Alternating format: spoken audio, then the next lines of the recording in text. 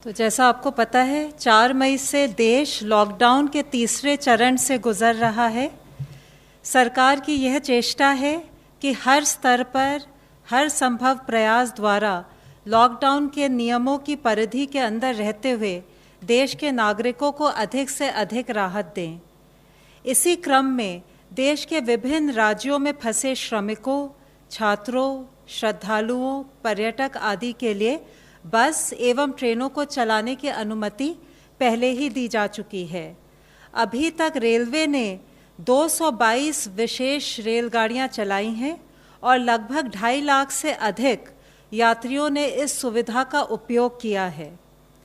जैसे मैंने बताया था, इस श्रृंखला में अगली कड़ी में अब सरकार का प्रयास है कि विदेशों में फंसे हुए नागरिकों को चरणबद्ध तरीके से भारत वापस लाएं।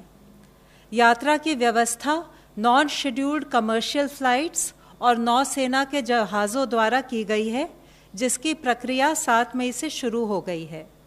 जैसे मैंने पहले भी साझा किया था, इस प्रकार की यात्रा के लिए जो SOP जारी की गई है, उसके अनुसार विदेशों में फंसे भारतीय संबंधित भारतीय दूतावास और उच्च आयोग में अपना पंजीकरण कराएंगे। गर्भवती महिलाएं, छात्र, वीज़ा अवधि समाप्त होने वाले व्यक्ति, मेडिकल इमरजेंसी केसेस इत्यादि को यात्रा में प्राथमिकता दी जाएगी। बोर्डिंग से पहले यात्रियों की स्क्रीनिंग की जाएगी। केवल एसिम्प्टोमेटिक यात्रियों को ही यात्रा की अनुमति होगी। यात्रा के दौरान सिविल एविएशन और हेल्थ के प्रोटोकॉल्स का अनुपालन करना होगा। बोर्डिंग के पहले सभी यात्री अंडरटेकिंग देंगे कि वे भारत में आगमन पर 14 दिनों तक न्यूनतम अवधि के लिए अपने खर्चे पर अनिवार्य इंस्टीट्यूशनल क्वारंटाइन में रहेंगे। गंतव्य पर पहुंचकर सभी की मेडिकल जांच की जाएगी और सभी को आरोग्य सेतु ऐप पर अपने आप को रजिस्टर करना होगा। अगर कोई यात्री सिम्प्टोमेटिक पाया जाता है, उन्हें हेल्थ प्रोटोकॉल के अनुसार मेडिकल फैसिलिटी में पहुंचाया जाएगा। बाकी यात्री इंस्टीट्यूशनल क्वारंटाइन में पहुंचाए जाएंगे। 14 दिन के इंस्टीट्यूशनल क्वारंटाइन के बाद इनका दोबारा कोविड टेस्ट किया जाएगा और स्वास्थ्य प्रोटोकॉल के अनुसार अग्रिम कार्यवाही की जाएगी। इंस्टीट्यूशनल क्वारंटाइन की व्यवस्था संबंधित राज्य या केंद्र शासित प्रदेश की सरकार की करेगी। विदेश मंत्रालय यात्रियों की सूची उनके आगमन से पहले संबंधित राज्यों के साथ साझा करेगी। इसी प्रकार से बहुत से विदेशी ग्रीन कार्ड या OCI कार्ड होल्डर्स और भारतीय जो विभिन्न कारणों से विदेश जाना चाहते हैं, उनके लिए भी यात्रा की व्यवस्था की गई है।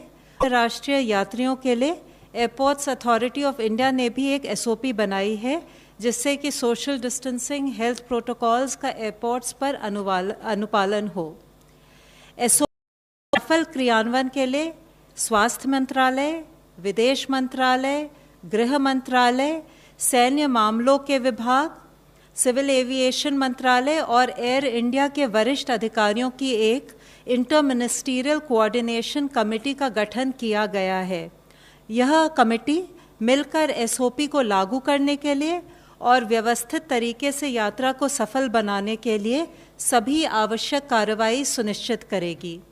कमेटी संबंधित राज्य सरकारों के साथ विदेश से आने और जाने वाले व्यक्तियों की यात्रा की व्यवस्था के लिए समन्वय करेगी। इस क्रम में नौसेना का जहाज़ INS जलश्वा मालदीव्स पहुंच गया है और वहां से लगभग 700 यात्रियों के साथ, जिनमें बच्चे और महिलाएं शामिल हैं, आज रवाना होगा। यह अनुमान है कि 10 मई की रात तक यह कोची पहुंचेगा। कल अबू धाबी से कोची और दुबई से कोझिकोड के लिए फ्लाइट्स लगभग 354 यात्रियों को लेकर पहुंच चुकी हैं। आज सिंगापुर से दिल्ली की फ्लाइट भी 250 से अधिक यात्रियों के साथ पहुंच गई है। 5 और फ्लाइट्स आज पहुंचेंगी।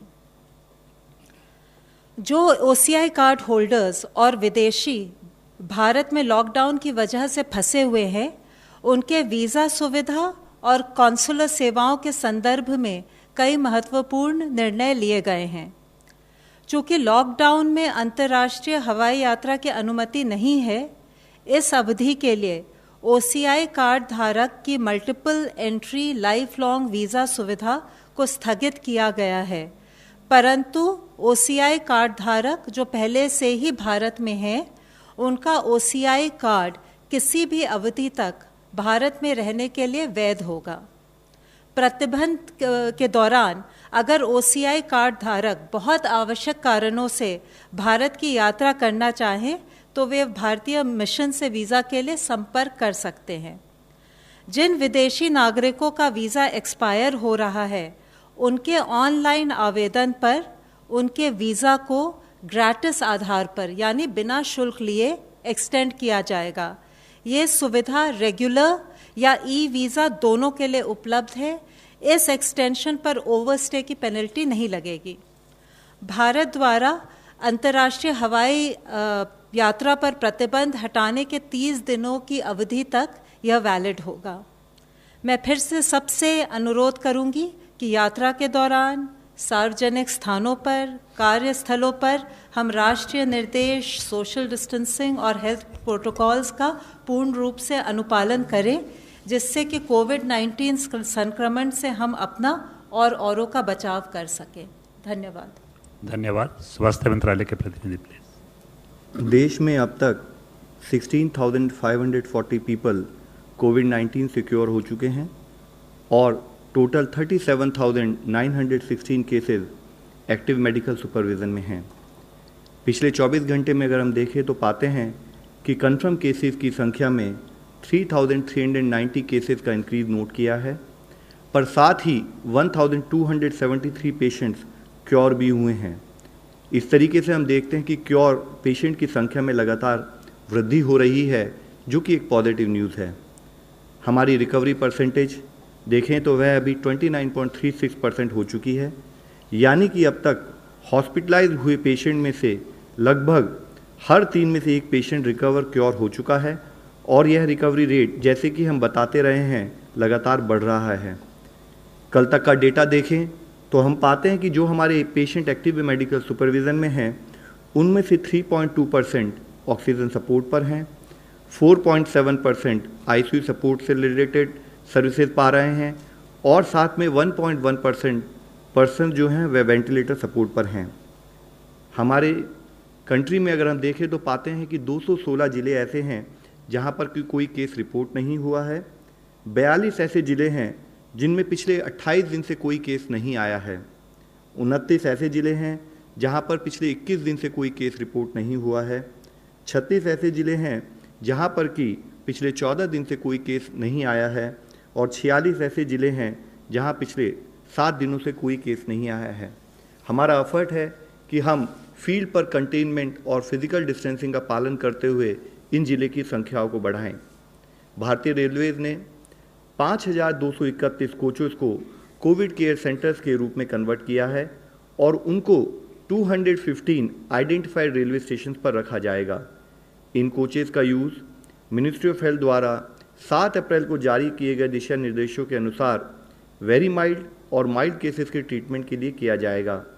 यह इंश्योर किया जाएगा कि क्रॉस इन्फेक्शन से बचने के लिए सस्पेक्टेड और कंफर्म केसेस के लिए अलग अलग कोच डेजिग्नेट किए जाएं।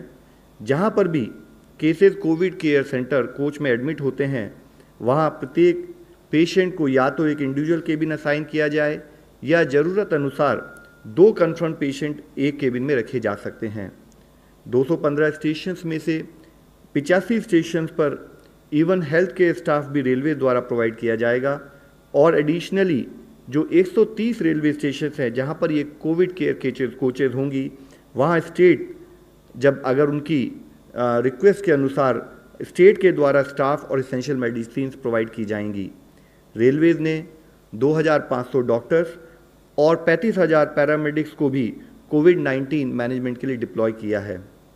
इसके साथ ही ICMR ने प्रोजेक्ट प्लेसिड के तहत प्लेसिड यानी phase 2 open label randomise control trial को उनको नेशनल एथिक्स कमेटी से मंजूरी मिल गई है, जिसके तहत ICMR कॉन्वलेसेंट प्लाज्मा की सेफ्टी और एफिकेसी को असेस करने के लिए क्लिनिकल ट्रायल्स 21 हॉस्पिटल में करेगा, जिसमें से कि 5 अस्पताल महाराष्ट्र से हैं, 4 गुजरात से हैं, राजस्थान, तमिलनाडु, मध्य प्रदेश और उत्तर प्रदेश से 2-2 अस्पताल हैं।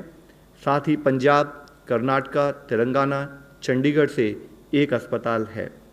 कल माननीय स्वास्थ्य मंत्री और माननीय आयुष मंत्री उन्होंने मिलकर आयुष संजीवनी एप्लीकेशन का लॉन्च किया, जिसको कि आयुष मंत्रालय ने मिनिस्ट्री ऑफ आईटी के द्वारा डेवलप किया था। साथ ही 2 इंटरडिसिप्लिनरी क्लिनिकल रिसर्च स्टडीज़ जो एक जॉइंट इनिशिएटिव के रूप में आयुष मंत्रालय, मिनिस्ट्री ऑफ हेल्थ और ministry of science and technologies ICMR के साथ मिलकर उसको भी लॉन्च किया गया।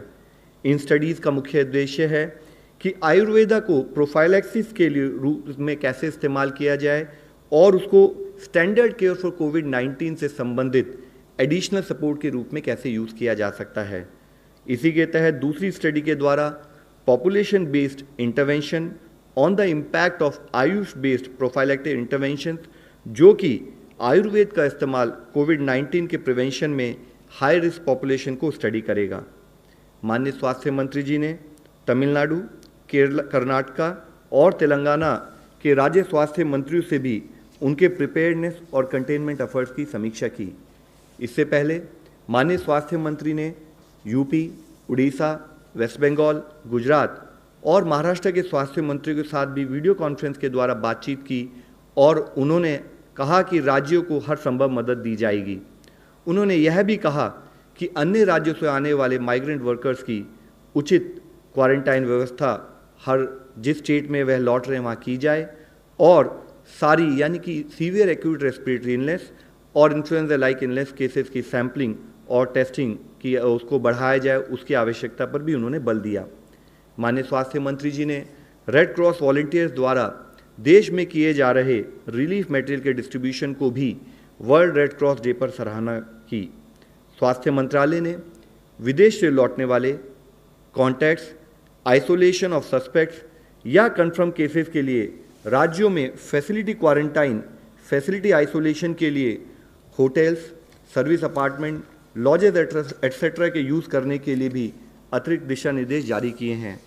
यह services clinically assessed pre symptomatic और वेरी माइल्ड केसेस के लिए प्रोवाइड की जा सकती है, जिसके तहत जो लोग जिनके यहाँ पर रिक्वायर्ड होम आइसोलेशन की फैसिलिटीज़ अवेलेबल नहीं हैं वह इसका इस्तेमाल कर सकते हैं। लेकिन इसके लिए ज़रूरी है कि जो भी ये होटल हों उनमें इन हाउस फैसिलिटी हो एक ट्रेन डॉक्टर और नर्स की, और जो उन सस्पेक्ट और कॉन्टैक्ट केसेस को वहाँ पर रेगुलरली मॉनिटर करें। साथ में डिस्ट्रिक्ट सर्विलेंस ऑफिसर के टच में रहते हुए उनकी हेल्थ स्टेटस के बारे में रेगुलरली बताते रहें।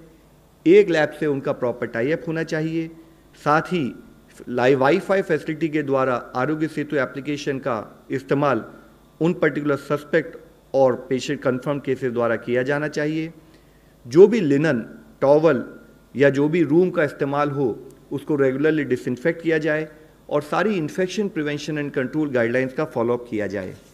इसके साथ ही जब माइग्रेंट वर्कर्स अपने रेस्पेक्टिव स्टेट्स में वापस लौट रहे हैं, इस बात पर एम्फेसिस होना बहुत ज़रूरी है कि मूवमेंट के दौरान उनको इन्फेक्शन प्रिवेंशन मैनेजमेंट से संबंधित सभी प्रिकॉशंस का फॉलोअप हो, जैसे कि ऑर्गेनाइज किया गया हो, वह चाहे होम क्वारंटाइन हो या फैसिलिटी क्वारंटाइन हो, सभी नियमों का पालन किया जाए। यह कार्य करते समय माइग्रेंट वर्कर्स, उनसे हमारी रिक्वेस्ट है कि वह समझें कि जो भी एफर्ट्स किए जा रहे हैं वह उनकी, उनके परिजनों की तथा उनके शहर और उनके गांव की रक्षा के लिए हैं। सभी डूज एंड डोंट्स का पालन किया जाए। सभी लोग physical distancing, hand hygiene, respiratory hygiene और रिक्वायर्ड सैनिटेशन और एनवायरमेंटल हाइजीन का एक बिहेवियरल चेंज के रूप में अपनी लाइफ में पालन करें। वह क्वारंटाइन की गाइडलाइंस का अमल करें और अपने लोकल एडमिनिस्ट्रेशन का सपोर्ट करें। धन्यवाद। धन्यवाद। अनंत प्रकाश Pandey, India TV.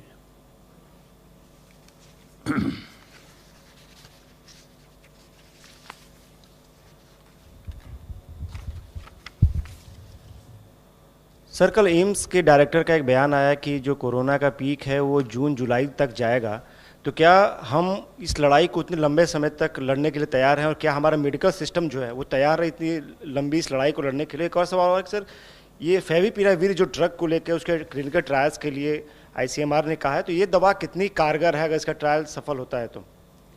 Sir, with respect to, जैसे कि एम्स के डायरेक्टर साहब ने कहा है और इससे पहले भी हम लोगों ने कई बार चर्चा की है कि अगर हम रिक्वायर्ड डूज एंड डोंट्स का पालन करेंगे, required processes in terms of clinical management उसको फॉलो करेंगे, तो हो सकता है कि हम पीक को अचीव ना करें, हमारा कर्व इसी तरह से फ्लैटन रहे। लेकिन जिस भी समय पर अगर हम कोई भी प्रिकॉशंस का, रिक्वायर्ड प्रोसेसेस का पालन नहीं करते हैं तो केसेस में स्पाइक आने की संभावना रहती है, जिसके लिए ही हम आपके द्वारा सबसे रिक्वेस्ट करते हैं कि काइंडली हमें हर तरह का सपोर्ट दिया जाए, कम्युनिटी सपोर्ट मिले, फील्ड में हर तरह से एक्शन और सपोर्ट हमारा उस तरह से चलता रहे कि हम उस पीक को ऑब्जर्व ना कर पाएँ। आपने कौन सी दवाई के बारे में जी? रेमडेसिविर। देखिए, जैसे इसके बारे में हम बता चुके हैं कि काफ़ी पर्टिकुलर ड्रग्स में जो हम रिसर्च कर रहे हैं उनके रिसर्च के प्रोटोकॉल होते हैं, चाहे वह हमारी जो अभी हमने जैसे HCQ की बात की, इससे पहले कभी हम बात कर चुके हैं कि जो हमने प्रोफाइलैक्सिस और ट्रीटमेंट के लिए किया है। इसके साथ ही हमारे बहुत सारे और कैंडिडेट हैं और हमारी और भी जो ओल्ड ड्रग्स हैं उनका रीपर्पजिंग का भी प्रोसेस चल रहा है। उनके रिजल्ट आने में टाइम लगता है, जैसे ही कोई रिजल्ट आएगा पॉजिटिव, हम भी उसी हर्ष और उल्लास से आपके साथ उसको शेयर करेंगे। मिस्टर नतेंद्र, दूरदर्शन। सर, आप मुंबई का दौरा करके आए हैं। करीब 3 ऐसे स्टेट हैं, महाराष्ट्र, गुजरात और दिल्ली, जहां सबसे ज़्यादा केस है। तो क्या इन केस में आप कॉन्टैक्ट ट्रेसिंग कर पा रहे हैं या सोर्स ट्रेसिंग कर पा रहे हैं? क्या ये आउटब्रेक है या फिर ये कम्युनिटी ट्रांसमिशन है या क्या है? क्या वजह है कि इतनी सारी केसेस आ रहे हैं? सेकंड क्वेश्चन मेरा रिसर्च से रिलेटेड है कि जो टेस्टिंग किट है जो भारत में भी बना रहा है, CSIR डेवलप कर रहा है, वो कब तक आ जाएगा? और ये जो रैपिड टेस्टिंग किट की बात हो रही थी, उस पे सर्विलांस में कितना मदद मिलेगा अगर इस तरह की चीज़ें आएंगी तो? सर, जैसे हम सब लोगों को अवगत है कि कुछ स्टेट्स में पिछले कुछ दिनों में संख्या में बढ़ोतरी हुई है, जिसमें महाराष्ट्र भी है, गुजरात भी है, दिल्ली भी है, तमिलनाडु, राजस्थान, मध्य प्रदेश, इन स्टेट्स में ओवरऑल काफ़ी केसेस भी रिपोर्ट हुए हैं। हमारे लिए ज़रूरी है कि government of India state government के साथ कोऑर्डिनेट करते हुए किस तरह से हम अपने कंटेनमेंट एफर्ट्स को और स्ट्रेंथन करें ताकि हम उन केसेस की, उनमें जो प्रोग्रेस हो रही है उसको हम रोक पाएँ। जिसके लिए ज़रूरी है कि हमारे कंटेनमेंट एफर्ट्स बहुत ही स्ट्रिंजेंट हों और साथ में जितने भी हमारे प्रोसेसेस हमने बताए in terms of physical distancing, उसका फील्ड लेवल पर प्रॉपर तरीके से पालन हो।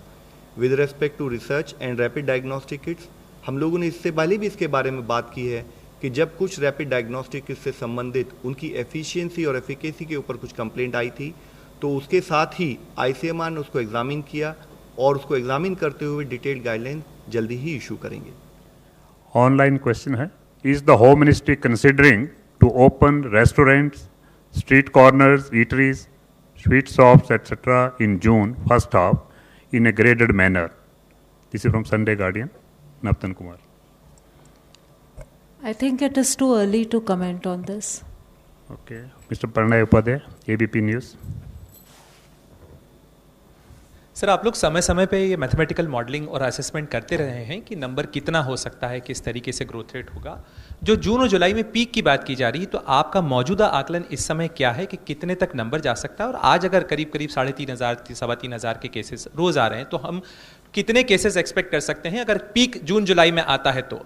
और इसी से जुड़ा हुआ है कि भारत में लोग जो इस चीज़ को लेके चिंतित हैं, तो क्या आप उन्हें सलाह देंगे कि जब पीक आएगा तो इससे ज़्यादा क्या कॉशन और लिया जाना चाहिए? और दूसरा सवाल मेरा होम मिनिस्ट्री से है कि जिस तरीके की औरंगाबाद में घटना हुई है, मजदूर जो है रेलवे की पटरी पे मारे गए हैं, इस तरीके की घटनाओं को रोकने के लिए क्या कुछ रिवाइज गाइडलाइंस दी गई हैं कि मजदूरों तक ये कम्युनिकेशन जाए कि रेल में ट्रेनें चल रही हैं, इसलिए वो पटरियों पर पैदल न चलें? तो पहले प्रश्न के जवाब में मैं आपको बताना चाहूँगा कि सबसे पहले हमें ये समझना है कि कॉन्सेप्ट ऑफ पीक हम किस विषय में बात कर रहे हैं। तो हमें ये समझना पड़ेगा कि जब हम कोई एनालिसिस करते हैं, और जितना आप डिफरेंट टाइप के एनालिसिस इस टाइम डिफरेंट ऑर्गेनाइजेशन ने दी है, तो कुछ हज़ार से लेके कई करोड़ तक केसेस का आकलन उन्होंने प्रोजेक्शन में दिया है।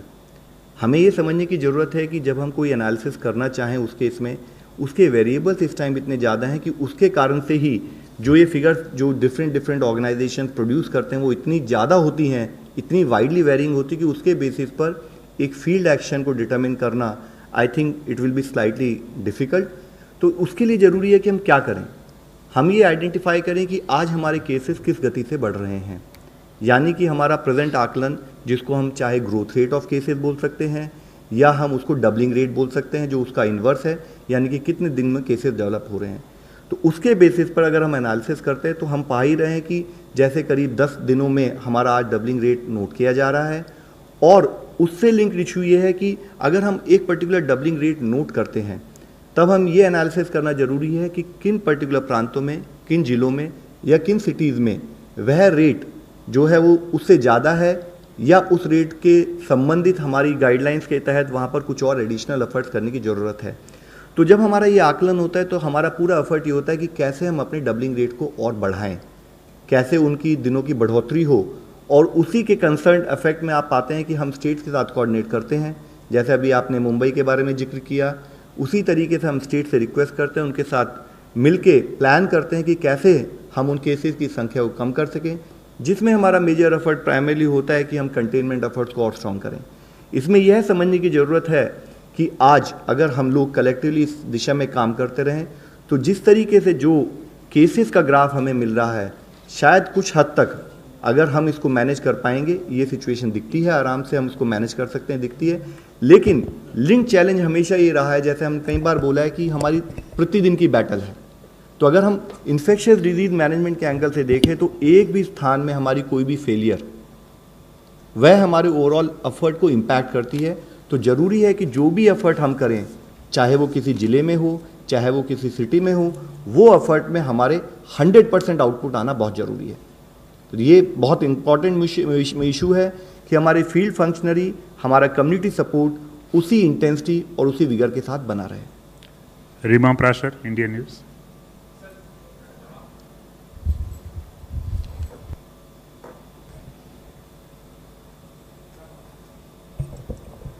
जो इंसिडेंट आप डिस्क्राइब कर रहे हो बहुत ही दुर्भाग्यपूर्ण घटना थी। समय समय पर स्टेट गवर्नमेंट्स और यूनियन टेरिटरीज़ को हम बार बार यही कह रहे हैं कि जो भी हमारे दिशा निर्देश हैं और एडवाइजरीज हैं उसको ग्राउंड लेवल तक पहुंचाएं, but it was a very दुर्भाग्यपूर्ण घटना। सर, जिस तरह से पिछले 3 से 4 दिन में केसेस बढ़े हैं, उसके बाद अब मौजूदा ग्रोथ रेट के बारे में आप क्या कहेंगे, और खासकर डबलिंग रेट किस तरह से जो बदला है वो आज की डेट में कितना है? आई थिंक इसी के साथ में लास्ट क्वेश्चन जो है ऑनलाइन सिमिलर क्वेश्चन है। I just add one, will take your question later. It has been almost 1 week that government issued a list of red, orange and green districts. Has there been a change in their numbers? What is the government's top concern today as daily COVID cases continue to increase to the expectations that the disease graph will start to regress by now? So as you are aware कि जब हम red, green, orange जिलों को जब divide करते तो हमारा जो कंसिडरेशंस होते हैं इट इंक्लूड्स कि वहाँ पर टोटल एक्टिव केसेस कितने हैं, वहाँ पर केसेस का डबलिंग रेट क्या है, वहाँ पर टेस्टिंग रेशियोज़ कैसी हैं, और साथ ही वहाँ पर हमारा सर्विलेंस सेंट्रल टीम का फीडबैक क्या है। तो इन मल्टी फैक्टोरियल बेसिस को कंसिडरेशन में लेते हुए हम लोग अपने red, orange, green district decide करते हैं। इसके तहत 30 अप्रैल को हमने एक लिस्ट स्टेट को सर्कुलेट की थी, और अभी जो एग्जिस्टिंग डेटा है उस पर एनालिसिस करके रिवाइज लिस्ट भी हम स्टेट को प्रोवाइड कराएंगे। इस विषय में जैसे आपने कहा है कि अगर हम डबलिंग रेट देखें तो अगर 2 दिन पुराना हमारा डबलिंग रेट 12 के करीब था, एक दिन पहले फिर हमने उसमें देखा कि उसमें सडनली कुछ केसेस में बढ़ोतरी होने के कारण, क्योंकि हम डबलिंग रेट लास्ट 1 week का कैलकुलेट करते हैं, तो हमने उसमें रिडक्शन पाया। और आज ज़रूरी है कि जब हम रिलैक्सेशंस की बात कर रहे हैं, जब हम माइग्रेंट वर्कर्स के रिटर्न आने की बात कर रहे हैं, तो हमें एक बहुत बड़ा चैलेंज हमारे सामने है जो हमें समझना होगा कि we have to also learn to live with the virus. And when we are talking about learning to live with the virus, तो बहुत ज़रूरी है कि जो वायरस से बचने से संबंधित जो गाइडलाइंस हैं हम उसको कम्युनिटी में एज ए बिहेवियर चेंज के रूप में लाएं। चैलेंज बहुत बड़ा है। मैं आप लोगों से फिर रिक्वेस्ट करूंगा, हमें सबके सपोर्ट की ज़रूरत है, मुख्यतः कम्युनिटी सपोर्ट की ज़रूरत है। सरकार जब एक एफर्ट्स अपने in terms of containment measure कर रही है तो तो आज ज़रूरत है कि कंटेनमेंट जोन के अलावा भी जो अक्रॉस द कंट्री हमारे जो ज़िले, हमारी पॉपुलेशन फैली है, वहाँ पर एक बिहेवियरल चेंज के रूप में ये सारी प्रैक्टिसेस इम्प्लीमेंट की जाएँ। Last question Brahma Prakash Dubey ji from ji news. Sir मेरा सवाल ये है कि जो वीकली आप ये आइडेंटिफाई करते हैं कौन कौन से रेड जोन है, ग्रीन और ऑरेंज जोन, तो उनकी क्या स्थिति है, क्या उसमें कोई बदलाव हुआ है? और आप मुंबई भी गए थे कल, तो क्या वहाँ की क्या स्थिति है? कौन से स्टेट्स आपके लिए अभी चुनौती बन रहे हैं? सर जैसे मैंने आपको बताया है कि जो डेटा आता है स्टेट से हम उसको एनालाइज करते हैं और जल्दी ही हम जो revision in terms of red, orange और ग्रीन है वो आपको और स्टेट्स को आपकी नॉलेज में ले आएंगे। उसके ऊपर एनालिसिस चल रही है।